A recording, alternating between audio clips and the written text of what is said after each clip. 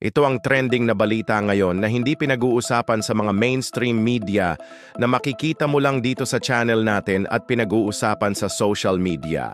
Ang mainit na chismis tungkol sa lihim na pagkikita ni na Senator Rodante Marcoleta at Pangulong Bongbong Marcos bago pa man magsimula ang Senate Blue Ribbon Committee probe sa mga ghost projects ng flood control funds. Inamin mismo ni Senator Marcoleta na nagkita sila. Ano kaya ang napag-usapan nila? Halina't sabay-sabay nating alamin kung ano ang totoo sa balitang ito.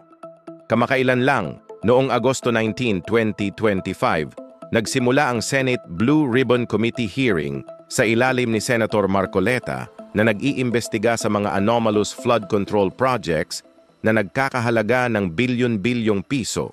Ayon sa mga ulat mula sa PNA at PhilStar, inihayag ni Marcoleta na titingnan nila ang posibleng violations sa procurement laws at Anti-Graft Act, lalo na sa mga ghost projects sa Bulacan at iba pang lugar.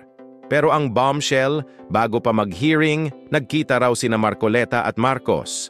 Sa isang Facebook post sa grupo ng mga kakampings, may nagbanggit na ito'y bahagi ng koordinasyon at inamin mismo ni Marcoleta sa isang interview na nag-usap sila tungkol sa mga flagged projects ni Marcos.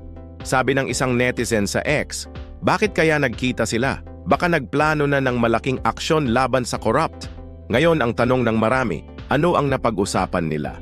Ayon sa mga chismis sa social media, posibleng pinag-usapan nila ang mas malalim na ebidensya sa mga ghost projects na personal na ininspeksyon ni Marcos noong Agosto 5, 2025, tulad ng sinabi niya sa kanyang pahayag na somebody has to answer para sa pagdurusa ng mga Pilipino.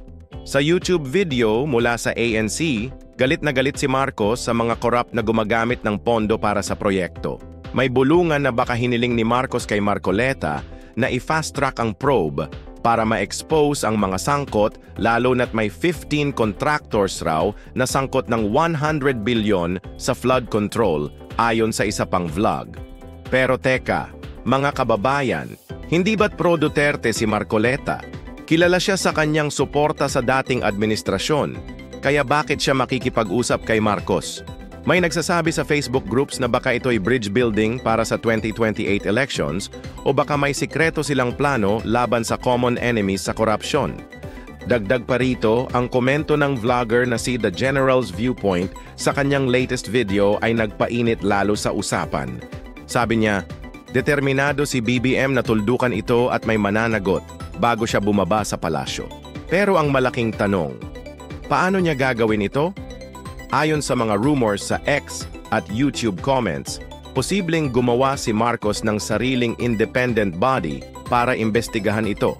Sa kabilang banda, may mga chismis na baka ito'y para protektahan ang ilang allies. Sabi ng ilang netizens, kung talagang determinado si Marcos, bakit hindi pa niya sinibak si DPWH Secretary Bonoan? Ayaw nga mag-resign ni Bonoan kahit harap-harapan ng anomalies. Pero sinabi raw na si Marcos ay gagamit ng full force ng executive power, posibleng mag-issue ng executive order para sa Special Task Force, katulad ng ginawa noon sa drug war. Ito'y para maagang matapos bago ang 2028 at maiwasan ang political fallout. Sa Facebook, may post na nagsasabi, nag-usap sila ni Marcoleta para align ang Senate at Malacanang probe para walang escape ang mga corrupt. Mga kababayan, ano sa tingin nyo? Totoo kaya na nagplano sila ng independent body para sa investigasyon? O bahagi lang ito ng mas malaking political game? Ang sigurado, ang determinasyon ni Marcos ay trending, pero kailangan nating bantayan kung may totoong aksyon o puro salita lang. Pag-usapan natin ngayon, bigyan ng reaksyon itong mga pahayag ni Senator Marcoleta tungkol sa kanyang investigation sa Blue Ribbon. Pinahayag niya na personal daw silang nagkita, nag-meeting ni President Marcos Jr. At ano ang napag-usapan nila sa meeting na yan? Galing? Okay, so pakinggan natin siya. Imbestiga, yung unang araw na investigasyon. Opo. Nagkausap kami ng Pangulo. Ba? At siya mismo ang nagbigay ng ilang mga detalye na kakailanganin ko. Kailangan malaman ng taong bayan ito. Wow. Yan ang malaking balita ngayon. At sinabi niya sa akin, sana ay magtagumpay ka. Kaya, para dyan sa gumawa ng komunikasyon na yan, hindi. Ang Pangulo mismo ay nagbigay ng pahiwatig na sana magtagumpay ang iyong pagdinig. Mukhang hindi po ata alam ni Ate Claire yan, Sen. Kasi si Ate Claire ang nagsabi nun na para bagang sa kanyang statement ay para bagang inuunahan daw ng Blue Ribbon ang investigasyon pinag-utos ng Pangulo. O yan naman, salita na salita, hindi mo na nagtatanong sa presidente, di ba? Dapat sana tinanong niya muna, di ba? Para hindi siya lumilitaw na may pagkaano rin, no? Salamat, Senator Marcoleta. Ngayon ko lang napag-alaman na nag-usap sila at dito ko makita ang determinasyon ni Pangulong Marcos na tuldukan itong issue na ito. So, may narinig din akong statement ni Mayor Magalong. Tinanong siya ng local media at sa Baguio. Anong tingin niya, anong patutunguhan itong investigasyon na ito. Sabi ni Mayor Magalong na seryoso si Presidente sa investigasyon ito at galit na galit daw siya. Ito, dalawa lang daw silang nag-usap, ni Mayor and the President. Galit na galit daw ang Pangulo. Sabi daw niya, hindi ako aalis sa aking termino na walang mangyari. So, ibig sabihin, determinado siyang may mapanagot. So, ang tanong, papaano? Investigasyon. So, kung sinusuportahan ni Pangulong Marcos Jr. ang Blue Ribbon, baka hintayin na lang niya na matapos ang Blue Ribbon Committee report at yun ang basihan niya na magkaso. So, akala ko kasi ang Pangulo magkakandak din siya ng sarili niyang investigasyon. Magbuo siya ng independent body. Isa ngayon wala pa naman eh. So, to me, this is good news na walang sapawan ng rule dito. So, Blue Ribbon, mag-imbestiga kayo. Kung ano man ang findings nyo dyan, gagamitin namin, sasampan namin. Maganda yan eh.